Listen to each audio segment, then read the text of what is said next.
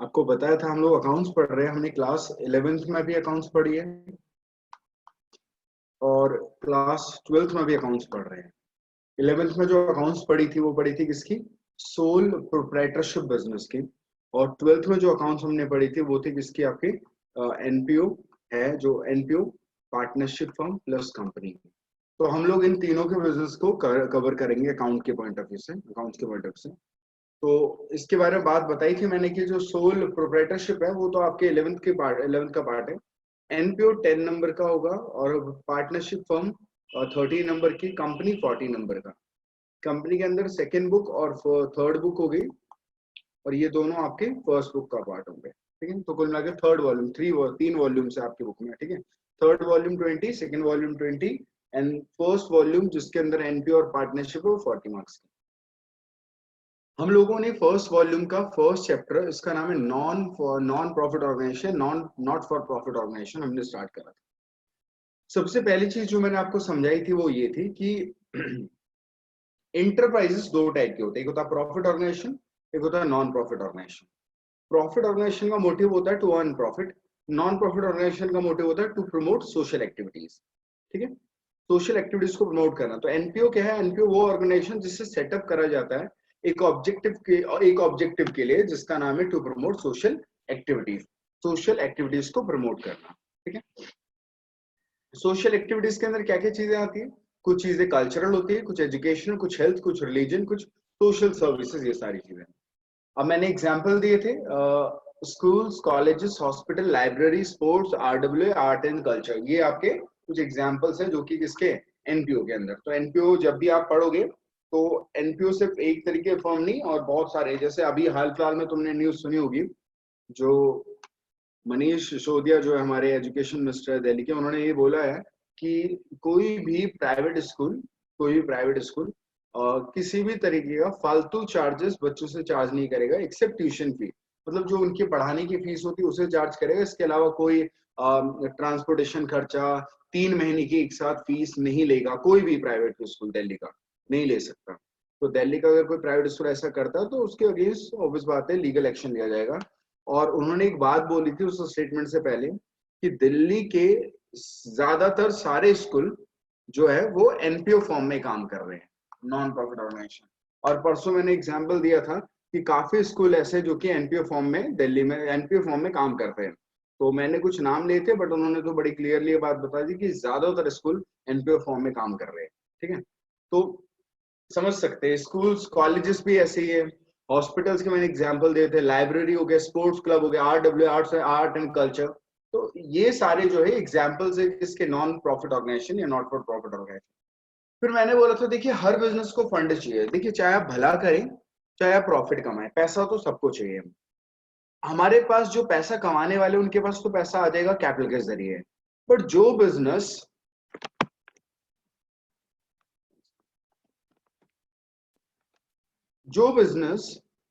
Non profit organisation के setup हो रहा है, यानी उनका मोटिव है सोसाइटी को सोसाइटी के लिए बेनिफिट देना, सोसाइटी वेलफेयर के लिए, सोशल वेलफेयर के लिए, तो उनके पास फंड कहां से आते हैं, ध्यान देना।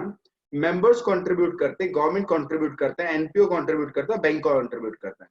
मेंबर कंट्रीब्यूट करते हैं सब्सक्रिप्शन, एंट्रेंस फी, लाइफ मेंबरशिप फी के जरिए, और गवर्नमेंट डोनेशन, ग्रांट फंड के जरिए, एनपीओ सरप्लस और बैंक लोन के जरिए। ये सारे तरीके होते हैं आपके फंड रेज करने के। ठीक है, फिर मैंने बताया था आखिरकार हम लोग अकाउंट्स में एनपीओ को क्यों पढ़ रहे हैं। मैंने आपको बताया था कि एनपीओ का भले ही काम सोशल एक्टिविटीज को प्रमोट कर रहा है, बट कहीं ना कहीं फंड का आना जाना इनका भी होता है। तो इन्हें भी to maintain proper record of financial transaction, to avoid misappropriation of fund, to check asset और लायबिलिटी स्टेटस ऑफ एनपीओ। ठीक, अगली चीज थी एनपीओ की अकाउंटिंग में क्या क्या चीजें आती है। एक होता है बुक्स ऑफ अकाउंट और एक होता है रजिस्टर। बुक्स ऑफ अकाउंट के अंदर कैश बुक, लेजर और रजिस्टर, और ये books of account primary book के अंदर है। फाइनेंशियल स्टेटमेंट के अंदर रिसिप्ट एंड पेमेंट, इनकम और एक्सपेंडिचर, बैलेंस शीट बनता है। ठीक है, रजिस्टर के अंदर क्या है, स्टॉक, प्रॉपर्टी रजिस्टर और मेंबर्स रजिस्टर, ये सारी चीजें बनाई जाती है।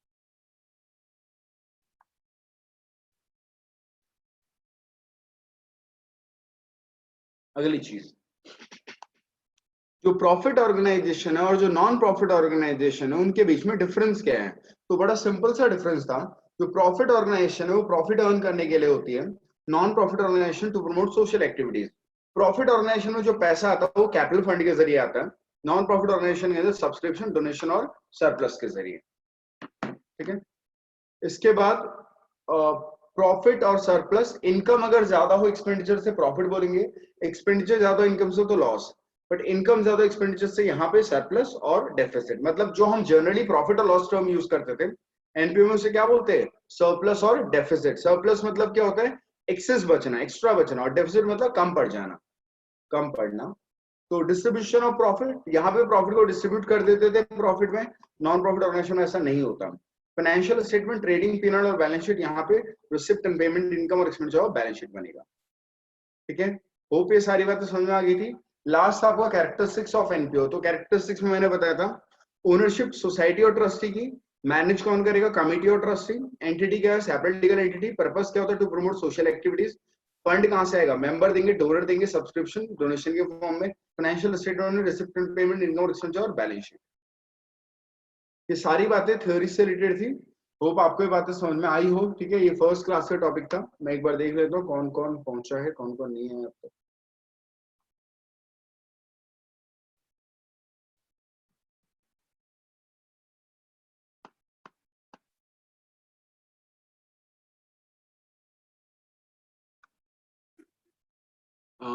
एक इन्फॉर्मेशन है, ये इन्फॉर्मेशन तो वैसे आप सबको पता होगी, आपके स्कूल वालों ने ये चीज बता दी है, नहीं बताए तो कोई दिक्कत नहीं है, मुझे बस आपको बताना है क्या वो समझिएगा। जो ये है कि जूम ऐप के बारे में, जिस ऐप को हम यूज कर रहे हैं, ठीक है, उस ऐप में ऑब्वियस बात है कि ये बात पहले अलग अलग कंट्रीज में उठी थी, फिर इंडिया के जो गवर्नमेंट है उन्होंने भी इस बात को बोल दिया कि यार इसको यूज ना करें, तो ये थोड़ा सेफ नहीं है ये क्यों। और इसका जो डेटाबेस है वो चाइना चाइना के पास है, भले ये यूके यूएस बेस्ड कंपनी है जो जूम ऐप है, ठीक है, बट इसके जो मेन जो सर्वर्स है, जो डेटाबेस है, वो सारा का सारा चाइना में है। तो इसलिए थोड़ी सी दिक्कत वाली चीज है, इसलिए गवर्नमेंट मना कर रही है। देखिए, आपके स्कूल वालों ने बोला इसे अनस्टॉल करिए, मैं भी इसे बोलूंगा अनस्टॉल करिए, बट मेरे पास मैं क्यों, मतलब एक ऑप्शन, दिक्कत है कि हमारा ऑप्शन नहीं है कुछ और। अपने पास जो भी ऑप्शन है मैंने उनको देखा हुआ है यार, व्हाट्सएप हो गया या गूगल हो गया, सॉरी व्हाट्सएप हो गया, गूगल डीओ हो गया, इन सब में लिमिट, कुछ लिमिट होती है। ठीक है, तो अपने पास जूम ऐप के अलावा कोई ऑप्शन नहीं है। अगर आप लोग इंस्टॉल करना चाहते हो तो इंस्टॉल कर दीजिएगा। कोई भी ऐप अगर आप डाउनलोड करते हो, लक्ष्य पूछिए क्या पूछना। भैया यूट्यूब पे कर दो फिर लाइव स्ट्रीम। हाँ, लाइव स्ट्रीम करने में कोई दिक्कत नहीं है, बट लाइव स्ट्रीम मैं ही कर सकता हूँ ना, वन साइडेड चीजें होती है, डाउट्स कभी ओरली नहीं पूछा जाता, हैंड रेज नहीं होता, काफी ऐसी चीजें जो कि उसमें उसमें भी ड्रॉबैक्स है। आप अपनी क्वारीज को रिटर्न फॉर्म में पूछोगे, ठीक है, ओरली तो ये बात मेरे को भी नहीं सुनाई देगी, मैं आपको बता सकता हूँ बट आप नहीं मुझसे डील कर सकते हैं। कोई उसमें ये भी एक ऑप्शन है लाइव स्ट्रीम वाला, बट ये ऑप्शन मैंने सबसे लास्ट में छोड़ा हुआ है। तो मैं अभी क्या सोच रहा हूँ वो आप सुन लीजिए। जूम ऐप आप इंस्टॉल करना चाहते हैं, इंस्टॉल कर दीजिएगा। और कोई भी ऐप अगर आप डाउनलोड, पहले तो थोड़ा सा समझदार आप भी बनो, कोई भी ऐप अगर आप डाउनलोड करते हो तो उसमें काफी वो परमिशंस मांगता है, ठीक है, तो परमिशंस को ओके ओके ओके ओके नहीं करते हैं। आप सारी परमिशंस को देखा करें, उसमें से खासकर कुछ को, जैसे मैसेज वाला है, वो हर किसी के लिए एक्सेप्ट मत करा करो। दूसरे क्यों मैसेज वाले परमिशन मांगते हैं कि आपके मैसेज को हम रीड कर सकते हैं, वो कभी आप एक्सेप्ट मत करा करो। सेकंड नंबर, आपके कॉन्टेक्ट्स, ये कभी आप एक्सेप्ट मत करा करो जब तक कि वो ऐप ऑथेंटिकेट नहीं हो पाता। ठीक है, मैंने जूम ऐप को अपने मोबाइल में नहीं इंस्टॉल करा हुआ है, क्योंकि मोबाइल में ऑब्वियसली डेटा ज्यादा होता है, तो इसलिए मैंने, और उसमें मैंने जो पहले इंस्टॉल करा था उसके अंदर मैंने लिमिटेड परमिशंस ग्रांट करी थी, जैसे कॉन्टेक्ट मैंने ग्रांट नहीं करे थे उसके अंदर, बहुत सारी चीजें जिसको मैंने बड़ा देख के करा था। तो आप लोग भी कभी भी कोई ऐप डाउनलोड करते हो, नॉट ओनली जूम ऐप, ऐसे बहुत सारे ऐप्स है जो कि आपको पता है कि मार्केट में आते हैं और आप लोग तुरंत उसे डाउनलोड कर ले, तो आपको लगता है इसके अंदर काफी कुछ है। नो डाउट होगा, बिल्कुल होगा। जब तक उसकी ऑथेंटिसिटी नहीं हो जाती है तब तक कोई भी ऐप में आप अगर आप डाउनलोड करते हो तो इजीली हर किसी को परमिशन नहीं देनी है। ठीक है, क्योंकि आपके अगर एक बार आपके मोबाइल में उसे परमिशन मिल जाती है तो आप समझिए कि आपके पास जो मैसेज आने हैं उनके पास इक्वल राइट है उस मैसेज को रीड करने का। सो ऐसे किसी भी तरीके के ऐप में, किसी भी तरीके की वेबसाइट में कोई भी परमिशन अलाउ नहीं करेंगे। कई बार आप कोई वेबसाइट खोलते हो, जैसे आपने किसी कॉलेज की वेबसाइट खोली, किसी इंस्टीट्यूशन की वेबसाइट खोली, तो वो बोलते हैं कि नोटिफिकेशन अलाउ करेंगे या ब्लॉक करेंगे, तो इंस्टेंटली आप ब्लॉक कर दीजिए, उसे अलाउ करिए ही मत। क्योंकि नॉट ओनली नोटिफिकेशन होता है, बहुत सारी परमिशन हिडन होती है जो आपको नहीं पता चलती है। ऑब्वियस बात है, ये सारी चीजें जो कहीं ना कहीं गलत बन जाती है, जो कहीं ना कहीं हमें सिक्योरिटी पर्पस के लिए गलत होती है। तो मैं भी आपसे बोलूंगा कि अगर जूम ऐप इतने लोग अगेंस्ट है, तो ऑब्वियस बात है मैं भी इसके अगेंस्ट हूँ। आप इंस्टॉल कर दीजिएगा, कोई दिक्कत नहीं है। अब फिर हम इसे कैसे करेंगे, तो उसको लिए ना वेबसाइट खोल के आप रन करा सकते हो। आप वेबसाइट ओपन करिए। पहले तो इंस्टॉल करने से पहले अपने परमिशन सारे ऑफ कर देना, जो भी परमिशन सेटिंग में होगी वो ऑफ कर देना। जहां जहां सेटिंग में आपको लग रहा है पर्सनल डिटेलिंग, सब ऑफ कर देना। उसके बाद इंस्टॉल मार देना, या आप उसके जो आईडी है वो डिलीट कर देना अपनी। उसके बाद आप क्या कर सकते हैं, अगर जब भी आपको लग रहा है कि यार मुझे पढ़ना है, तो आप तुरंत वेबसाइट खोलिए। वेबसाइट खोलने का तरीका बड़ा सिंपल से गूगल में डालिए zoom.us, ठीक है, zoom.us। ये अगर आप डालोगे तो ऑटोमेटिकली आपकी जूम की वेबसाइट खुल जाएगी। फिर आप उसमें आपने मीटिंग ज्वाइन करनी है। मीटिंग ज्वाइन में मेरी आईडी आपको पता ही है, सेम है, पासवर्ड भी सेम है, ठीक है। उससे आप क्लिक करिए। उसके बाद आप जैसे मीटिंग खत्म होती है देन लीव कर दीजिए। उसके बाद आप अपनी जो हिस्ट्री है उसमें से जूम ऐप को डिलीट कर दीजिएगा। हिस्ट्री में से जूम ऐप। तो थोड़ा सा सेफ्टी पर्पस के लिए मैं बात कर रहा हूँ, अदरवाइज ये सिक्योर नहीं है, बट ऑप्शन अभी नहीं है। तो जब कोई चीज हम कहते हैं कि यार अगर अपने पास ऑप्शन होता तो हम उस चीज को करें, ऑप्शन नहीं है तो अभी हम जो भी है कुछ दिन के लिए देख लेते हैं। जिस दिन लगेगा कि मुझे मैं अपनी अभी मेरा जो लैपटॉप है जिससे मैं यूज कर रहा हूँ, जिससे पढ़ा रहा हूँ, कुछ भी ऐसा डेटा नहीं है जो डेटा थोड़ा सा हो सकता है कि रिस्की हो, इसलिए मैं इसे यूज कर रहा हूँ। आप लोगों से बोलूंगा कि आप लोग कोई भी अगर आपको लग रहा है ज्यादा रिस्क लग कह रहा है रिस्की, कोई बड़ी बात नहीं है, तो आप इसे इंस्टॉल करिए। इंस्टॉल करने से पहले अपनी जो भी सिक्योरिटी है उन सबको जो भी अपने परमिशन ग्रांट करके तो उसे ब्लॉक कर दीजिए, डिसेबल कर दीजिए। उसके बाद इंस्टॉल, तो जब भी आपको ज्वाइन करना हो तो आप वेबसाइट खोलिए, वेबसाइट से करिए, एंड आफ्टर उसके बाद जूम के जो वेबसाइट की जो हिस्ट्री है, हिस्ट्री को डिलीट कर दीजिएगा। उससे काफी कुछ आपको काफी कुछ फायदा मिल सकता है कि आपकी सिक्योरिटी इतनी हार्म नहीं होगी। अदरवाइज ऐप में और सॉफ्टवेयर में सिक्योरिटी हार्म होने का है खतरा, ठीक है। और ये सिर्फ इसके लिए नहीं बच्चे, कोई सा भी ऐप होगा फ्यूचर में ध्यान रखना, हर किसी ऐप में परमिशन ग्रांट नहीं करनी है। मैं अगर ये चीज ज्यादा ही चीजें हुई देन श्वेता यस बोलिए। सर वो हमारे मैथ वाले सर ने भी यही कहा था। फिर उनने कहा था कि मतलब ज्वाइन करने का जो टाइम दे रखा है उसके 5 मिनट बाद तक ज्वाइन कर सकते हो। फिर उसके बाद सर आई डोंट नो कुछ लॉक लगा देंगे, तो फिर उसके बाद कोई ज्वाइन नहीं कर पाएगा एंड यही सारे इश्यूज नहीं नहीं होंगे। वो तो देखो, नहीं, पता क्या, ज्यादातर टीचर को दिक्कत ये है कि जब वो कोई मीटिंग होस्ट कर रहे हैं तो उस मीटिंग में कोई भी अननोन पर्सन एंटर कर सकता है, बट ऐसा नहीं है। आपको अगर पता हो तो इस ऐप के अंदर जो मैं यूज कर रहा हूँ, मैंने इसे पूरा अच्छी तरीके से इसकी ट्रेनिंग ली है, मैंने इसमें काफी कुछ देखा है। तो मुझे पता है कि कब आप किसी बाहर वाले पर्सन को अलाउ नहीं कर सकते हो। यहाँ पे आपने कई बार देखा होगा कि आपको ना होस्ट वेटिंग पे डालता है, तो मैं ज्यादातर वेटिंग पे ही डालता हूँ जब मुझे लगता है कि, और मैं लिस्ट बार बार चेक करता रहता हूँ और वेटिंग पे डालता हूँ और एक एक बच्चे को एडमिट करता रहता हूँ। दूसरी बात है, कई बार कई लोग यहाँ पे एनोटेशंस करते हैं, कुछ लिखते हैं, तो देन मैं उसे डिसेबल कर देता हूँ। तो काफी सिक्योरिटी के पर्पज से यहाँ पे एक साइन होता है जिसे सिक्योरिटी में ब्लॉक कर सकते हो। बहुत सारी चीजें हैं, बट ये बात हर किसी को नहीं पता है क्योंकि जूम नया ऐप है लोगों के लिए और वो उसे यूज कर रहे हैं, तो उन्हें काफी कुछ नहीं पता जिसका मिसयूज होने के चांसेस हैं। मैं भी यही कह रहा हूँ, तो जो जिनको नहीं पता उनकी बात अलग है, मैं थोड़ा सा इन सब चीजों में अवेयर हूँ, तो मैं बस आपको आपको ये कह सकता हूँ कि आप लोग इंस्टॉल कर दीजिएगा। मैं अपने हिसाब से जब जितना हो सकता है उसे सेफ रखूंगा, बट अगर इनकेस मुझे भी लगा ये खराब है तो मैं देन इसे खत्म करके फिर हम यूट्यूब की लाइव स्ट्रीमिंग में आएंगे। पर्सनल मैं आईडी दूंगा, लिंक दूंगा, उसे आप करिए। बट इसमें से ड्रॉबैक मैं ऑलरेडी बता चुका हूँ कि ड्रॉबैक इतना सा होगा कि आप सीधा डायरेक्ट क्वेश्चन नहीं पूछ पाओगे मेरे से, ठीक है। उसके लिए आपको ऑब्वियस बात है काट करके कॉल करना पड़ेगा, या फिर आप उसमें रिटर्न में आप टाइप करके क्वेश्चन करोगे, तो वो सबसे लास्ट वाला ऑप्शन है। होप जल्दी ये सारी चीजें अगर सही होती है, मैं तो चाहता हूँ कि पहले लाइव वाला ड्रामा ही खत्म हो जाए, जितनी जल्दी हम फिजिकली पढ़े उतना बेहतर है। बट जब तक नहीं है, डूबते को तिनके का सहारा, हमारा तिनका यही है जूम, तो हम इसे चला रहे हैं। आप लोग मत करिए, आप लोग इंस्टॉल कर दीजिएगा, वेबसाइट खोलिए, वेबसाइट में वो चीज करिए, देन हिस्ट्री डिलीट करिए, परमिशन ग्रांट मत करिए हर चीज की। ये थोड़े से ध्यान रखिएगा, इस ऐप के लिए नहीं, आने वाले जितने भी ऐप हैं। ऐप आज के समय बहुत ज्यादा लेवल में इंक्रीज हो चुके हैं।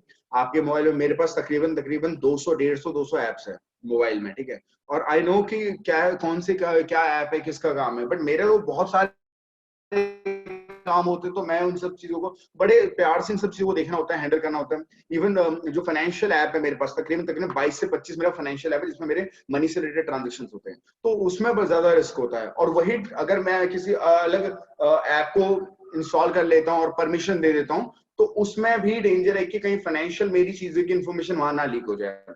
तो यार होता है ये चीजें, आपके पास जो मोबाइल है उसमें आप ई बैंकिंग करते होंगे, फोन पे यूज करते होंगे, यूपीआई यूज करते होंगे, पेटीएम यूज करते होंगे, तो वो सारी इन्फॉर्मेशन जा सकती है, ये भी एक रिस्क है। इसलिए कभी भी परमिशन ग्रांट नहीं करते हैं। कोई भी ऐप बिना आपकी परमिशन ग्रांट के आपके फोन के अंदर कुछ भी इंफॉर्मेशन नहीं पहुंच सकती उनके पास, ठीक है। आपके फोन जो भी एंड्रॉइड फोन है वो बहुत स्मार्ट होते हैं और बहुत ज्यादा सेफ बनाए जाते हैं, ताकि कोई किसी तरीके से सिक्योरिटी पर्पस के लिए अच्छे हो। इसीलिए परमिशन का ऑप्शन होता है, तो परमिशन ग्रांट करते ही आप कोई भी बंदा उसे हैक कर सकता है। तो इसलिए प्लीज अनइंस्टॉल कर दीजिएगा। आप जब भी लाइव आने हो, जब भी ज्वाइन करना हो, तो आप वेबसाइट खोलिए zoom.us और उसमें करके ज्वाइन करिए। ज्वाइन में आईडी पासवर्ड डाल दीजिए, आईडी पासवर्ड सेम रहेगा थ्रू आउट, जब तक हम पढ़ते रहेंगे कोई बड़ी बात नहीं, क्योंकि कोई भी अननोन पर्सन हमारे इसमें ज्वाइन नहीं कर सकता अनलेस एंड अनटिल मैं ना चाहूं तो, ठीक है। और इसलिए मैं बार बार देखता रहता हूँ, और इसलिए मेरा एडमिट वाला ऑप्शन भी है, एनोटेशन ऑफ है, रिमोट कंट्रोल और मैं किसको देता हूँ नहीं। इसके अलावा जो भी मेरा जो रिकॉर्डिंग है वो सारा क्लाउड में जाता है, ना कि इसमें रिकॉर्ड हो रहा है। तो सारी चीजें वो है जो सर्वर के थ्रू है, पेड वर्जन है, तो सबसे बड़ी बात यही है कि इसमें सेफ्टी ज्यादा मिलती है हमें। तो आप मेरी तरफ से टेंशन ना लीजिए, आप अपने लिए सेफ रखिएगा बच्चे। इन केस मेरे को भी लगेगा जिस दिन कुछ होगा तो मैं भी इंस्टॉल करके देन यूट्यूब पे जाएंगे, ठीक है।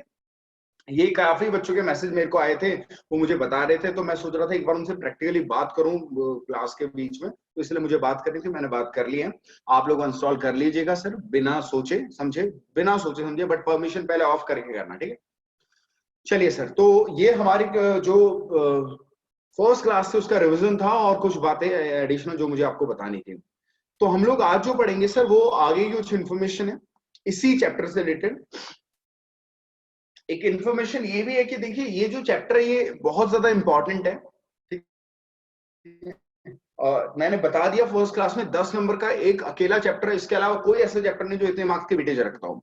तो अगर आपको 10 में से 10 नंबर चाहिए तो एनपीओ पूरी अच्छी तरीके से आना चाहिए, इंक्लूडिंग थियोरी, प्रैक्टिकल और डिफरेंस बिटवीन जो भी चीजें हैं वो सारी चीजें आपको आनी चाहिए सर, ठीक है। तो हमने फर्स्ट क्लास में ये सारी चीजें पढ़ी थी, तो एनपीओ की डेफिनेशन पढ़ी थी, सोशल एक्टिविटीज पढ़ी थी, सोर्सेज ऑफ फंड्स पढ़े थे, नीड ऑफ अकाउंटिंग पढ़ा था, अकाउंटिंग ऑफ एनपीओ में क्या क्या आता है, डिफरेंस पढ़ा था, डिफरेंस में एमएसडी और पीएफ के बारे में। एमएसडी मतलब मोटिव उनका क्या होता है, उनका सोर्स ऑफ फंड और डिस्ट्रीब्यूशन ऑफ प्रॉफिट होता क्या आता है, ये चीजें मैंने डिफरेंस बताई थी।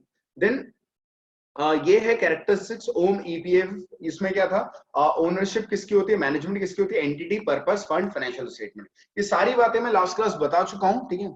अगर आप में से कोई बच्चा लास्ट क्लास नहीं आया था तो मैं कुछ नहीं कर पाऊंगा डियर, मेरे पास यही ऑप्शन था जो था, रिकॉर्डिंग मेरे पास होगी तो आप वो रिकॉर्डिंग ले सकते हो। बाकी ये है कि प्रैक्टिकली जो अपने पास ये चीजें मैं रिवाइज करा चुका हूँ, आज जो हम पढ़ेंगे वो उसके आगे की चीज है, ठीक है। चलिए, एनपीओ के अंदर बच्चों मैंने आपको बताया था जो बुक्स ऑफ अकाउंट बनाया जाता है उसके अंदर प्राइमरी बुक होता है और फाइनेंशियल स्टेटमेंट होता है। प्राइमरी बुक के अंदर आप लोग लेजर और कैश बुक बनाते हैं, ठीक है, इसको बनाएंगे नहीं हम। हमारे जो बुक में सिलेबस है वो प्राइमरी बुक का नहीं है, वो फाइनेंशियल स्टेटमेंट का। और फाइनेंशियल स्टेटमेंट के अंदर 3 चीजें हैं, first is receipt and payment, second is income and expenditure, third one is balance sheet. यही 3 चीजें हमें पढ़नी ढंग से, ठीक है। अगर आप में से मैक्सिमम बच्चों ने ऑफिस होते फर्स्ट चैप्टर है तो पहले पढ़ लिया होगा और काफी कुछ इसमें से आपको आता होगा, मुझे भी लगता है आता होगा सर, ठीक है। जिनको आता है बहुत अच्छी बात है, जिनको नहीं आता वो सीखते रहेंगे सर, और जिनको आता है सर वो मेरी हेल्प करते रहेंगे, क्योंकि मुझे नहीं आता मुझे बताते रहना, ठीक है। तो जो भी जिसको डाउट लगे, आपको लग रहा है कि आपको लगे कि यार इसे बताना चाहिए तो बता देना। चलिए सर स्टार्ट करते हैं। फाइनेंशियल स्टेटमेंट के अंदर 3 चीजें हैं। फर्स्टली मेरी बातें बहुत ध्यान से सुनना, जितनी बातें मैं स्टार्टिंग में बोलता हूँ वो सारी चीजें एंड तक यूज होती हैं, तो आपको बड़े ध्यान से सुनना है क्या क्या मैं कहने वाला हूँ। फाइनेंशियल स्टेटमेंट के अंदर 3 चीजें, first is receipt and payment account, second is income और एक्सपेंडिचर, और last one is balance sheet. हम एक एक क्लास देंगे एक एक टॉपिक को, ठीक है, बहुत प्यार से, और जितना हो सकता है हम इनको टाइम देंगे, और जितना हम इसे टाइम देंगे उतना कम हमें आगे लगेगा, ये ध्यान रखना, ठीक है। उतना कम मैं आगे चीजों को ज्यादा मेहनत नहीं करनी पड़ेगी, ना आपको ना मुझे। तो ध्यान से सुनते रहना। हम लोग जो फाइनेंशियल स्टेटमेंट के अंदर चीजें पढ़ेंगे वो है इनकम और एक्सपेंडिचर और बैलेंस शीट और रिसिप्ट एंड पेमेंट अकाउंट। तो हम लोग अभी इनकम और एक्सपेंडिचर बैलेंस शीट के बारे में बात नहीं करते, हम लोग बात करेंगे किसके, रिसिप्ट एंड पेमेंट के बारे में। सबसे पहले receipt and payment account real nature का होता है। पहले बात, एग्जाम में क्वेश्चन आ सकता है, एक कोई भी टीचर किस नेचर का उसका अकाउंट होता है, तो आपको बताना है रियल नेचर का अकाउंट होता है। अब ये रियल नेचर क्या होता है वो समझाता हूं मैं आपको। आपने क्लास 11th में एक चैप्टर नंबर 6 पढ़ा होगा जिसका नाम है rules of debit and credit. अगर आपको आता है तो अच्छी बात है बच्चे, नहीं आता तो सुनते रहना। Rules of debit and credit, जो आपने rules of debit and credit पढ़ा था वहां पे आपको बताया गया था अकाउंटिंग डेबिट और क्रेडिट रूल्स पे बेस्ड है। तो आपको पता होना चाहिए कि क्या चीज कब कौन सी चीज डेबिट करनी है, कब कौन सी चीज क्रेडिट करनी है। इसके लिए सबसे पहले आपको ये बता देता है अकाउंट कितने टाइप के होते हैं। तो अकाउंट होते हैं दो, एक होता है पर्सनल अकाउंट और एक होता है इम्पर्सनल अकाउंट। एक होता है पर्सनल अकाउंट, एक होता है इम्पर्सनल अकाउंट। पर्सनल अकाउंट किसी पर्सन से रिलेटेड होता है, जैसे Ram Shyam Sita Mohan Gita, Ram limited, X limited, B limited, Y limited, Z limited, Reliance industry limited, कोई भी कंपनी। इसके अलावा रिप्रेजेंटेटिव, मैंने बताया था पर्सनल के अंदर तीन होते हैं, एक होता है नेचुरल पर्सन, एक होता है आर्टिफिशियल, एक होता है रिप्रेजेंटेटिव। तो ये तीन आपके पर्सनल अकाउंट होते हैं। पर्सनल के अंदर तीन कौन से, नेचुरल, आर्टिफिशियल और रिप्रेजेंटेटिव। नेचुरल के अंदर कोई नेचुरल पर्सन का नाम यूज होता है, राम श्याम सीता मोहन गीता, ये सारे। आर्टिफिशियल के अंदर एक्सवाइजेड लिमिटेड, एबीसी लिमिटेड और इस तरीके से रिलायंस इंडस्ट्री लिमिटेड, ये नाम होते हैं। रिप्रेजेंटेटिव के अंदर मैंने बताया था कि कुछ एक्सपेंसेस होते हैं जिनके प्रीफिक्स और सफिक्स लग जाए, जैसे outstanding salary, outstanding rent, rent paid in advance, ये रिप्रेजेंटेटिव होते हैं। खैर इनके बारे में बात नहीं कर रहे हैं हम लोग अभी, ठीक है। इम्पर्सनल के अंदर दो अकाउंट होते हैं, एक होता है रियल अकाउंट, एक होता है नॉमिनल अकाउंट। मैं नॉमिनल के बारे में बात नहीं कर रहा, मैं बात कर रहा हूं पहले रियल के बारे में। रियल अकाउंट क्या होता है सर? रियल अकाउंट मतलब वो अकाउंट जो सारे असेट से रिलेटेड अकाउंट होते हैं, असेट से रिलेटेड, जैसे land account, building account, bank account, machinery account, furniture account, cash account, ये सारे असेट्स है। इनसे रिलेटेड जो भी अकाउंट होंगे उनको आपको बोलना है क्या, रियल अकाउंट। कभी भी आपने देखा लैंड अकाउंट है, आपसे पूछा गया इसका नेचर क्या, बोलो नेचर अकाउंट रियल, क्योंकि ये सारे असेट्स है। तो जो भी सारे असेट्स होते हैं उनका नेचर क्या बनता है, रियल अकाउंट नेचर। अब रियल अकाउंट नेचर बनने का मतलब ये होता है कि इसकी डेबिट साइड, इस अकाउंट की साइड में ये चीज इंक्रीज होगी। जैसे लैंड है तो लैंड भी डेबिट साइड से इंक्रीज होगा और क्रेडिट साइड से डिक्रीज। फर्नीचर अकाउंट तो फर्नीचर भी डेबिट साइड से इंक्रीज और क्रेडिट साइड से डिक्रीज। कैश है तो कैश भी डेबिट साइड से इंक्रीज, क्रेडिट साइड से डिक्रीज। इसका मतलब किसी भी अकाउंट का अगर नेचर रियल नेचर बन जाता है तो आपको बस ये ध्यान रखना है कि उसका इंक्रीज और डिक्रीज साइड का होगा। तो इंक्रीजिंग साइड होगी डेबिट और डिक्रीजिंग साइड होगी क्रेडिट। ठीक है, इतनी बातें समझ में आ गई आपको? तो हम लोग यहाँ पे क्या पढ़ रहे थे, देखिएगा।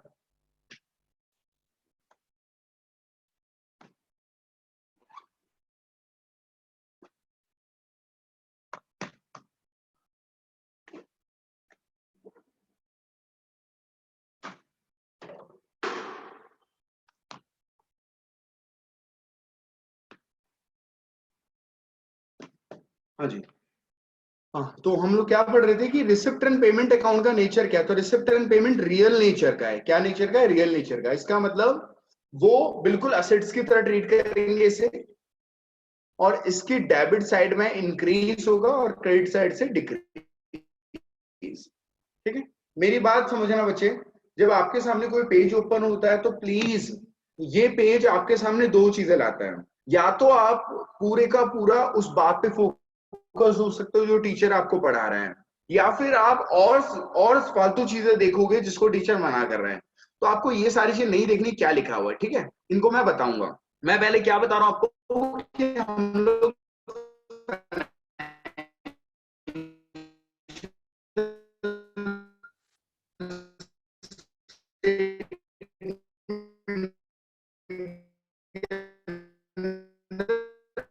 सीधे पढ़ेंगे। रिसिप्ट एंड पेमेंट है फर्नीचर, इन सब की तरह ये डील करेगा। तो कोई भी अकाउंट अगर असेट बनता है तो इसका मतलब असेट बनते ही उसका डेबिट साइड इंक्रीज साइड होता है और क्रेडिट साइड डिक्रीज साइड। ठीक है, वन सेकेंड ना, मैं एक बार अटेंडेंस ले लेता हूँ जो है, ताकि जो नहीं है वो क्लियर हो जाए मुझे कौन नहीं है।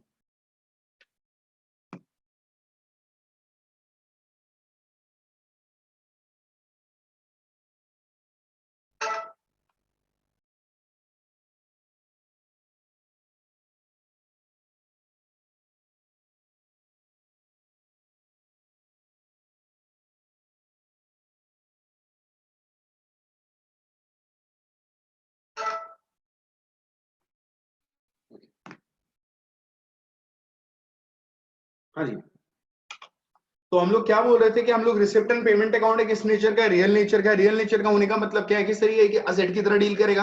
असेट की तरह डील करेगा तो इसका मतलब सर डेबिट साइड से इंक्रीज, क्रेडिट साइड से डिक्रीज। ये समझ में आया। तो आपको ध्यान रखना है, अगर आपसे कोई एग्जाम में पूछा जाता है, 1 नंबर का सवाल पूछा जाता है, वाइवा में पूछा जाता है, टीचर मजाक में पूछ लेते हैं कि एक बात बता, रिसिप्ट एंड पेमेंट अकाउंट का नेचर बता। ये ध्यान रखना, नेचर किनका होगा पता है, जिनके आगे अकाउंट लिखा रहता है। ये बैलेंस शीट के आगे अकाउंट नहीं है तो उसका कोई नेचर नहीं है। But receipt and payment account किस नेचर का है, और ये किस नेचर है इसलिए पूछा क्योंकि अकाउंट वर्ड यूज कर रहा है। तो रिसिप्ट एंड पेमेंट किस नेचर का है, रियल नेचर का है। रियल नेचर मतलब सारे एसेट्स की तरह डील होगा, एसेट इंक्रीज हुआ डेबिट करने से, डिक्रीज हुआ क्रेडिट, तो ये भी इंक्रीज, यानी रिसिप्ट एंड पेमेंट की एक साइड डेबिट साइड होगी, एक साइड क्रेडिट साइड। तो इंक्रीज वाली साइड कौन सी होगी, डेबिट, और डिक्रीज वाली साइड क्रेडिट। ठीक है, अगली चीज, रिसिप्ट एंड पेमेंट अकाउंट किसकी तरह है, मतलब क्या हमने कभी पहले कोई ऐसा पढ़ा हुआ अकाउंट, बिल्कुल पढ़ा है सर, उसका नाम है कैश बुक। तो रिसिप्ट एंड पेमेंट बिल्कुल कैश बुक की तरह डील करता है, बिल्कुल कैश बुक की तरह। जैसे बचपन में आपने कैश बुक बनाई थी, वैसे ही बचपन में मतलब क्या, आपने 1 साल पहले 11th में जो आपने कैश बुक बनाई थी, बिल्कुल वैसे ही आपको यहाँ पे भी बनानी। तो होगा क्या, मैं आपको समझाता हूँ, अगर आपको याद हो कैश बुक क्या था। आप लोगों ने एक चैप्टर पढ़ा था जहां पे आपके सब्सिडरी बुक्स स्टार्ट होती है, उसमें आपने पढ़ा था कैश बुक। और cash book single column cash book था, डबल कॉलम कैश बुक था। आपको पता है वहां पे सिंगल कॉलम कैश बुक की अगर मैं बात करूं तो आपने इस तरीके से बनाया था, date, particular, LF, amount, date, particular, LF, amount. ठीक है, इस तरीके रफली बता रहा हूं मैं। ये डेट था, ये particular, LF, amount, date, particular, LF, amount. ऊपर लिखते थे आप कैश बुक। अब ये ध्यान देना, कैश बुक में होता क्या था, जितने भी कैश के इनफ्लोज होते थे, इनफ्लोज मतलब जो भी बिजनेस के पास कैश आ रहा है, इर्रिस्पेक्टिव ऑफ दिस फैक्ट कि वो कैश किस वजह से आ रहा है, उससे आपको मतलब ही नहीं था। आपको बस इस बात से पता, इस बात पे ध्यान देना होता था कि कैश आना चाहिए। अगर कैश आ रहा है, इनफ्लो है, तो उसे यहां पे लिखा जाता था इस साइड में। जैसे कि रेंट रिसीव हुआ, इंटरेस्ट रिसीव हुआ, sale of machinery, salary received, कुछ भी रिसीव्ड है, पैसा आना चाहिए, इनफ्लो। उधार के ट्रांजेक्शन नहीं, क्रेडिट ट्रांजेक्शन नहीं, ओनली कैश ट्रांजेक्शंस, इनफ्लोज, वो सारे के सारे डेबिट साइड में लिखे जाते थे, इस साइड। ठीक है, और जितने भी पेमेंट वाले आइटम होते थे, जितने भी पेमेंट वाले आइटम, वो सारे के सारे इस साइड लिखे जाते थे। जितने भी पेमेंट वाले आइटम जिनसे पैसा जा रहा है, वो सारा यहाँ पे, यानी आउटफ्लो इस साइड और इनफ्लो डेबिट साइड, यानी आउटफ्लो जो आएगा क्रेडिट साइड और इनफ्लो डेबिट साइड। इनफ्लो मतलब आना, बढ़ना, आउटफ्लो मतलब जाना। तो अगर कैश बुक में क्या होता था, कैश आता है तो डेबिट साइड में, कैश जाता है तो क्रेडिट साइड में, यही हम करते थे। सेम हमें यहाँ पे भी करना है, क्योंकि मैंने बताया ना रिसिप्ट एंड पेमेंट किस नेचर का है, ये आपका रियल नेचर और ये कैश बुक की तरह है। तो कैश बुक की तरह इसका मतलब क्या, डेबिट साइड में इनफ्लो आएंगे और क्रेडिट साइड में आउटफ्लो। और ऑलरेडी ऊपर भी मैं लिखा हुआ था, देखो यहाँ पे कि डेबिट साइड इंक्रीज है, क्रेडिट साइड डिक्रीज। तो रियल नेचर, और रियल नेचर कैश बुक का भी तो रियल नेचर था, इसलिए हम बोलते हैं कि जो रिसिप्ट एंड पेमेंट है वो रियल नेचर का, उसकी increasing side debit, decreasing side credit, और कैश बुक का भी इंक्रीजिंग साइड डेबिट और डिक्रीजिंग साइड क्रेडिट। ठीक है, ये दो बातें समझ में आई हैं आपको। आपके एग्जाम में पूछा जाएगा कि रिसिप्ट एंड पेमेंट किस बुक की तरह है, तो आपको बोलना है cash book. Receipt and payment का नेचर क्या, तो आपको बोलना है रियल नेचर। इसका मतलब डेबिट साइड में कैश का इनफ्लो आएगा, क्रेडिट साइड में कैश का आउटफ्लो। तो जितने भी आइटम डेबिट साइड में होंगे सारे के सारे क्या होंगे, इनफ्लो, और जितने भी आइटम क्रेडिट साइड में सारे के सारे आउटफ्लो। मैं आपको दिखा रहा हूं, ध्यान से देखना, ठीक है। ये सारे आइटम जो मैं यहाँ पे सर्किल में दिखा रहा हूं, ये सारे के सारे डेबिट साइड के आइटम है, यानी इनफ्लो के आइटम है। मैं एक एक करके बात करूंगा, ध्यान से सुनना, ये सारे टर्म्स भी क्लियर करता रहूंगा। कई बच्चे बाद में पूछते हैं कि सर इसका मतलब क्या होता है, तो वो उस समय आपके लिए भी दिक्कत वाली चीज है, मेरे लिए भी, ठीक है। अभी ध्यान से सुनना, सब्सक्रिप्शन मतलब क्या होता है, मैंने आपको समझाया था। जब भी आप किसी फर्म के मेंबर बनते हो, एनपीओ के मेंबर बनते हो, तो आपको एक रेगुलर कंट्रीब्यूशन देना पड़ेगा। रेगुलर कंट्रीब्यूशन मींस मंथली हो गया, क्वार्टरली हो गया, हाफ ईयरली हो गया, एनुअली हो गया, कंट्रीब्यूशन देना पड़ेगा। जब तक वो कंट्रीब्यूशन आप देते रहोगे तब तक तो आप मेंबर हो। जिस दिन आपने कंट्रीब्यूशन देना मना कर दिया, उस दिन के बाद आप उस फर्म के मेंबर नहीं हो।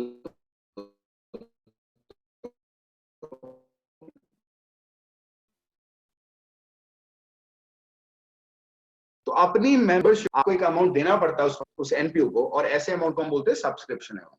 अब एनपीओ के लिए हम लोग अकाउंटिंग एनपीओ के लिए कर रहे हैं, दिमाग को क्लियर करिए। एनपीओ के लिए तो एनपीओ के पास ये फंड आएगा, तो एनपीओ के लिए क्या है, इनफ्लो, तो रिसिप्ट एंड पेमेंट की डेबिट साइड में ये अमाउंट आएगा। रिसिप्ट एंड पेमेंट की डेबिट साइड में ये अमाउंट आएगा, ये इनफ्लो है, ठीक। अगली चीज ध्यान से देखिएगा, एंट्रेंस फी। ठीक है, सारे इनफ्लोज है जो मैं आपको दिखा रहा हूँ। एंट्रेंस फी, एंट्रेंस फी बताया था मैंने, जब भी आप किसी फर्म के मेंबर बनते हो तो आप क्या करोगे, आपको एक फी देनी पड़ेगी जिसे बोलते हैं एंट्रेंस फी। वो एक बार देनी है, उसके बाद नहीं, एडमिशन के टाइम पे देना पड़ता है, इसके बाद नहीं। तो जैसे आपने वो पैसा दिया तो आप उस फर्म के मेंबर बन जाओगे। अब अगर आप बार बार मेंबर बने रहना चाहते हो तो आपको सब्सक्रिप्शन फी देनी पड़ती है। डोनेशन भी रिसीव होता है। डोनेशन मतलब आपको पता है होगा, इसे बताने की जरूरत नहीं है। जो आपको कई फर्म, कई गवर्नमेंट कई तरीके से डोनेशन देती रहती है, फ्री ऑफ कॉस्ट अमाउंट देना, उसे बोलते हैं डोनेशन। अगर आपने न्यूज़पेपर बेचा तो ये भी आपका इनफ्लो है, ये इससे भी पैसा आएगा। इंटरेस्ट ऑन इन्वेस्टमेंट, आपने कोई इन्वेस्टमेंट करी किसी कंपनी में और वहां से आपको मिल गया इंटरेस्ट, तो भी पैसा आएगा।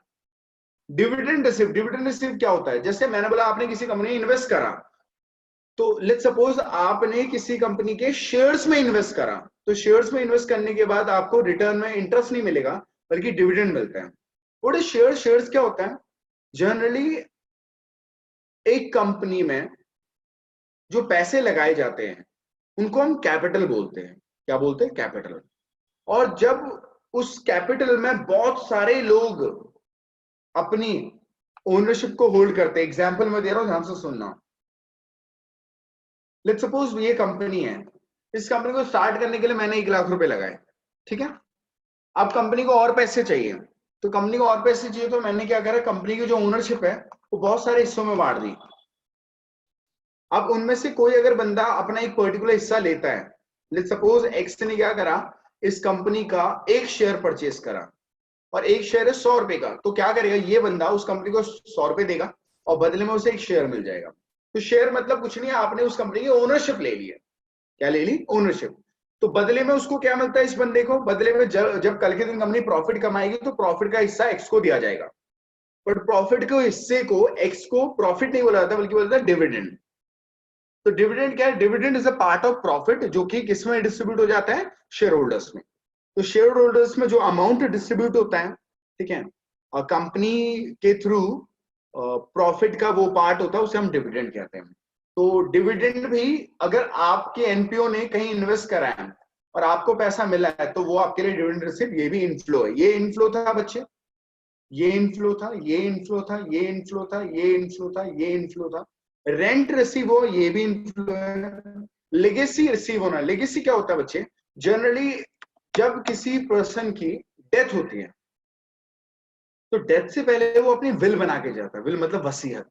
लेट्स सपोज एक एक्स है, उसकी डेथ होने वाली है, उसकी उम्र हो गई, अब उससे लग रहा है मैं किसी भी दिन ऊपर जा सकता हूं, तो मेरी प्रॉपर्टी में अगला कौन होगा ओनर, तो वो अपनी विल तैयार करता है। विल मतलब वसीयत तैयार करता है, उसमें लिखता है कि मेरी प्रॉपर्टी का मालिक मेरे बाद कौन होगा।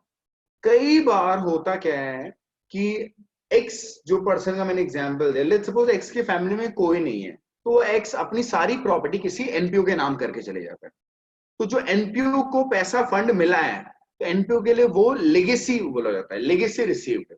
लेगेसी रिसीव मतलब आपको किसी ऐसे पर्सन से पैसा मिला है जिस पर्सन ने अपनी सारी प्रॉपर्टी विल आपके नाम पर कर दी है, बट आप कौन बचे? एनपीओ। तो एनपीओ को अगर पैसा मिलता है तो वो भी क्या है? इनफ्लो। ये भी इनफ्लो है, ठीक है। ये सारी चीजें जो मैंने यहाँ पे लिखी है, ये ब्लैक कलर में आपको नजर आ रही होंगी। Subscription, entrance fee, donation, sale of newspaper, interest on investment, dividend receive, rent receive, legacies. इन टर्मिनोलॉजी में अगर कोई कंफ्यूजन है तो प्लीज पूछ लीजिए। ध्यान दीजिएगा, ये टर्म यहाँ पे यूज हो रहे हो और पूरे चैप्टर में, थ्रू आउट दिस चैप्टर हम यूज करते रहेंगे। तो अभी बताने का मतलब ये होता है कि आगे यूज होगा, आपको पता होना चाहिए। सब्सक्रिप्शन, एंट्रेंस फी,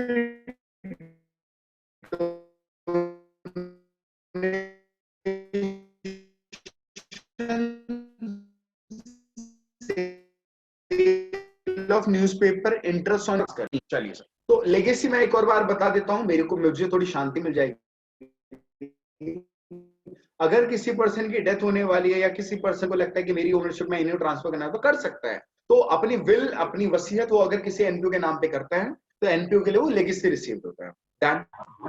अच्छा, अब मैं आपको ना क्लियर करना चाहता हूं कुछ बातें कि यहाँ पे एक ये ब्लैक कलर में लिखा है, ये सारे इनफ्लोज हैं, ठीक है, सारे इनफ्लोज हैं।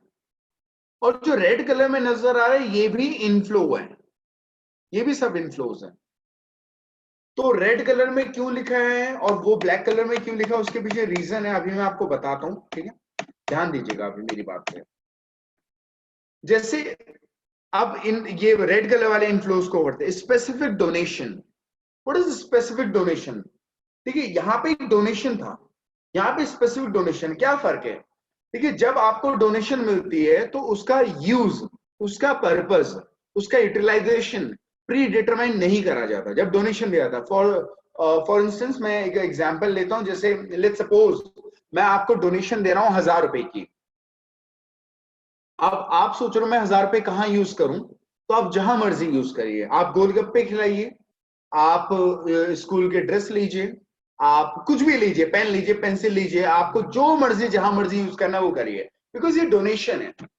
बट अगर मैं आपको 1000 रुपए दूं और मैं बोलूं इस 1000 रुपए से सिर्फ आप बुक्स लोगे, अब ये डोनेशन स्पेसिफिक डोनेशन हो गई है, बिकॉज इसका जो पर्पस है, यूटिलाइजेशन है, यूज, वो मैंने आपको स्पेसिफाई कर दिया कि इसका यूज आपको बुक खरीदने में करना है।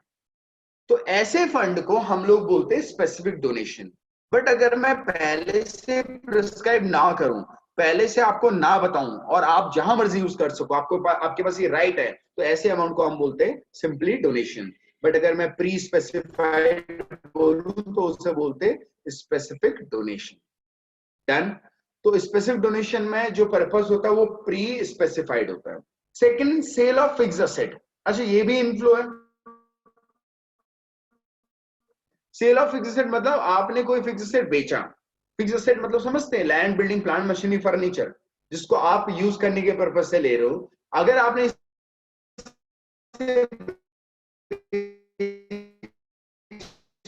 तो उसे भी वैसा आएगा, यहाँ पे भी था, यहाँ पे भी है। ये हर कोई है जो डोनेशन में भी फर्क था। अगर किसी बंदे ने अपनी विल आपके नाम पर करी और उसका यूज बोला है कि जैसा तेरे को मन करे कर, तो ये है जर्नल लेगेसी। बट अगर किसी बंदे ने विल आपके नाम पर करी और बोला इन पैसों से सिर्फ तो बिल्डिंग बनाएगा या इन पैसों से सिर्फ तो बुक्स लेगा, तो उस केस में आप बोलोगे लेगेसी कौन सी है? स्पेसिफिक। डोनेशन कोई भी जिंदा व्यक्ति दे सकता है, लेगेसी हमेशा वो बंदा देता है जिसको लगता है कि वो जाने वाला है और अपनी विल आपके नाम पर या एनपीओ के नाम पर करने वाला। ठीक है। Next is loan. ठीक है। लोन क्या है सर? लोन मतलब क्या होता है, आपने किसी बैंक में अप्लाई करा और बैंक से आपको पैसे मिले हैं, तो ऑब्वियस बात है ये भी क्या है? इनफ्लो। तो लोन का भी पैसा इनफ्लो माना जाता है। एक चीज मैंने अभी छोड़ दी है, अगर आपको नजर आ रहा हो, वो है एंडोमेंट फंड। इसको पता है एंडोमेंट फंड क्या होता है? प्लीज, आप लोग पढ़ चुके हो, विद्वान हो पहले से, किसी को भी पता हो तो हैंड रेज करिए और बता दीजिए सर मेरे को पता है। एनीवन, कोई भी बच्चा नहीं बताना चाहता? चलिए सर, एंडोमेंट फंड क्या होता है? ध्यान से सुनना मेरी बात को, इसको बाद में बच्चा पूछता है। किसी एनपीओ को किसी बाहर वाले ने फंड दिया और बोला कि इसको या तो कहीं इन्वेस्ट करने के लिए यूज करियो,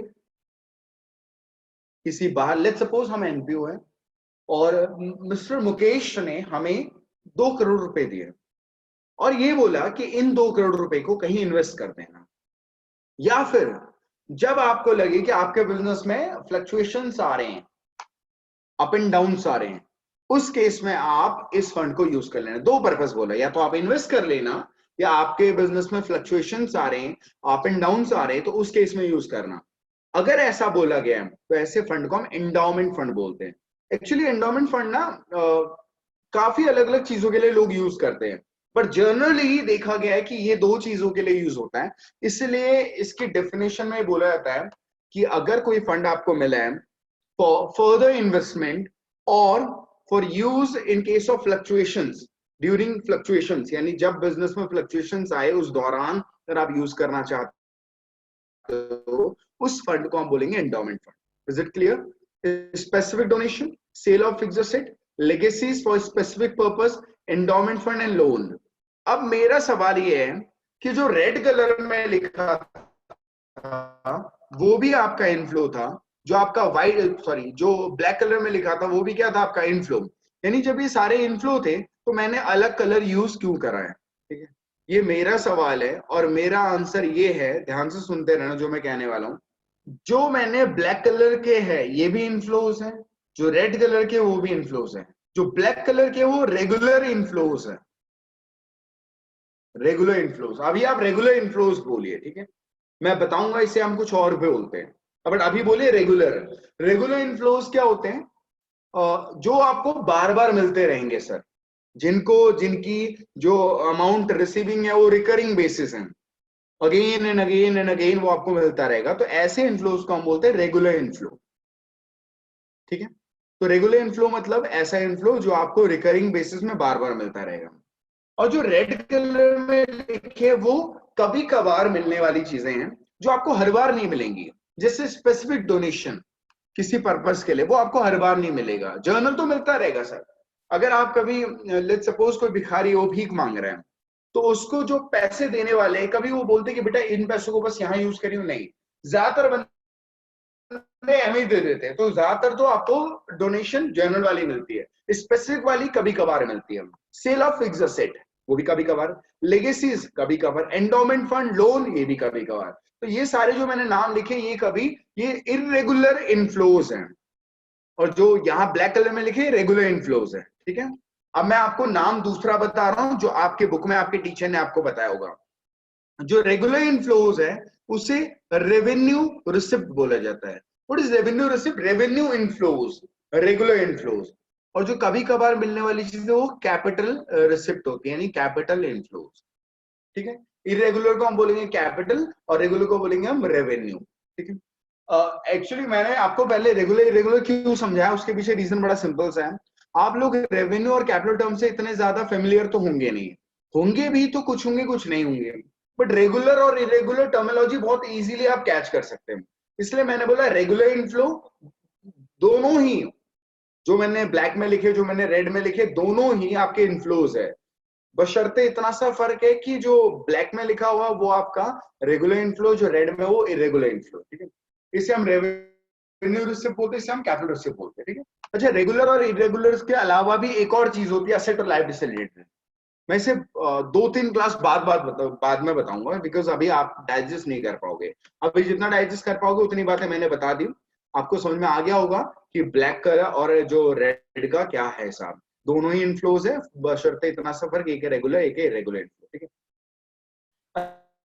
अच्छा, ये सब कहाँ आते हैं? ये सब आते हैं रिसिप्ट एंड पेमेंट की डेबिट साइड में। इधर देखिए डेबिट साइड में, तो एक रिसिप्ट एंड पेमेंट अकाउंट बनेगा बिल्कुल कैश बुक की तरह। इसका नेचर रियल नेचर का है, इसकी डेबिट साइड में इनफ्लोज आएंगे, क्रेडिट साइड में आउटफ्लोज आएंगे। तो डेबिट साइड में सबसे पहले क्या लिखा था? To balance BD. What is balance BD? ये साल जो आपका चल रहा है इससे पिछला भी कोई साल होगा, तो पिछले साल में जो आपके पास कैश और बैंक का बैलेंस था, पिछले साल में जो आपके पास क्या कैश और बैंक का बैलेंस था, उस बैलेंस को हम ट्रांसफर करते हैं किस नाम से? टू बैलेंस बीडी, कैश का बैलेंस और बैंक का बैलेंस। सबसे पहली चीज तो ये लिखेंगे हर बार। उसके बाद जो रेगुलर इनफ्लोज है उसे लिखा जाएगा, और जो इरेगुलर इनफ्लोज हैं उसे लिखा जाएगा। रेगुलर इनफ्लोज मतलब रेवेन्यू रिसिप्ट, इरेगुलर मतलब कैपिटल रिसिप्ट। ये तीन चीजें आएंगी डेबिट साइड में। सबसे पहली चीज मैंने बताया टू बैलेंस बीडी, किसका, कैश का और बैंक का। दूसरा मैंने बताया रेगुलर इनफ्लो यानी रेवेन्यू रिसिप्ट। फिर मैंने बताया टू कैपिटल रिसिप्ट यानी इरेगुलर इनफ्लोज। यहाँ पे आएंगे रेड वाले, ये आएंगे ब्लैक वाले। ठीक है,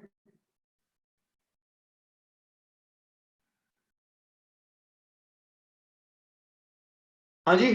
एनपीओ पढ़ रहे हैं, फाइनेंशियल स्टेटमेंट में तीन चीजें थी, रिसिप्ट एंड पेमेंट, इनकम और एक्सपेंस और balance sheet. Receipt and payment account का नेचर क्या है, रियल नेचर है। क्या ना nature, real nature. Real nature होने का मतलब क्या है सर, असेट्स की तरह डील करेगा। मतलब डेबिट साइड से इंक्रीज, क्रेडिट साइड से डिक्रीज। कि डेबिट साइड में इनफ्लो आता था, क्रेडिट साइड में आउटफ्लो। तो इसके भी डेबिट साइड में इनफ्लो, क्रेडिट साइड में आउटफ्लो। मैंने बोला ओके सर, तो कैसे बनेगा। मैंने बोला देखो इस तरीके का फॉर्मेट होगा, ये इनफ्लो वाली साइड है, ये आउटफ्लो वाली साइड है। इनफ्लो वाली साइड में सबसे पहले बैलेंस बीडी, बैलेंस बीडी मतलब स्टार्टिंग बैलेंस जो पिछले साल से फॉरवर्ड हुआ है। इसके अलावा रेगुलर इनफ्लो और इरेगुलर इनफ्लो। रेगुलर इनफ्लो मतलब रेवेन्यू रिसिप्ट, इरेगुलर मतलब कैपिटल रिसिप्ट। ठीक है, इतनी बातें समझ में आ गई है। चलिए, इसके बाद मैंने आपको क्या समझाना, देखिए सर, जो पेमेंट साइड है वहां पे जाएगा क्या, आपके आउटफ्लोज। यहाँ पे पेमेंट साइड में होंगे आउटफ्लोज। और ये सारे जो हमने लिखे हैं ब्लू एंड रेड कलर में, ये सारे क्या है, आउटफ्लोज। सारे क्या है, आउटफ्लोज। अब देखते हैं कैसे कैसे नाम से। जैसे सैलरी पे करना आउटफ्लो, रेंट देना आउटफ्लो, पोस्टेज एक्सपेंस देना outflow, advertisement outflow, repair outflow,